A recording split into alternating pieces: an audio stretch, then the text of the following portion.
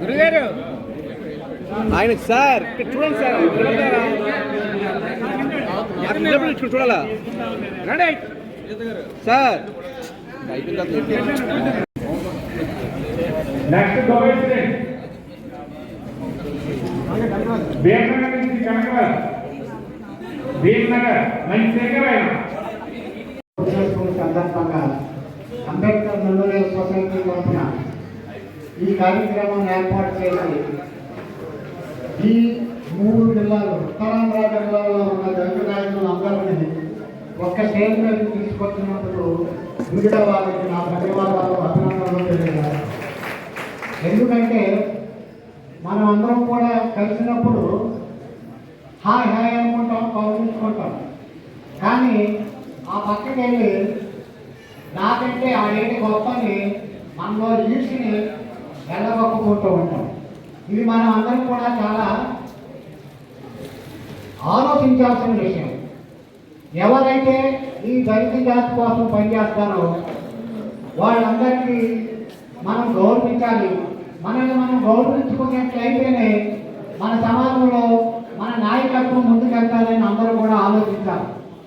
ఈనాడు ఈ భవనంలో ఎంతమంది ఉండాలి, కిక్కిరిసిపోయి ఉండాలి. కానీ కొంతమంది నాయకులు ఒక నాయకత్వం చేస్తున్న పనిని హర్షించలేని తను మంచిది కాదు. ఎందుకంటే ఎవరు నాయకత్వంలో ఉంటే వాళ్ళ యొక్క అభిప్రాయాలు, వాళ్ళ యొక్క నాయకత్వ లక్షణాలను ముందుంచుకొని ఆ అభివృద్ధి కోసం చేసే పనుల్ని ప్రతి ఒక్కరు కూడా గౌరవించాలి. అందుకనే వైజాగ్లో భీమసేన వార్ అంటే భీమసేన వెల్ఫేర్ అసోసియేషన్ రిజిస్టర్డ్ ఎందుకు ఏర్పడిందంటే మనువాద పార్టీలు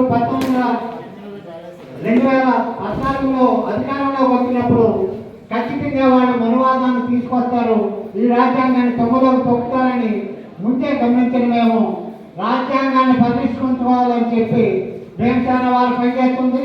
అందులో భాగంగానే ఈ అంబేద్కర్ భవన్ కేంద్రంగా పనిచేయాలి. ఈ రాష్ట్రాల్లో ఈ ఒక్క భవనే అభివృద్ధి చెందింది.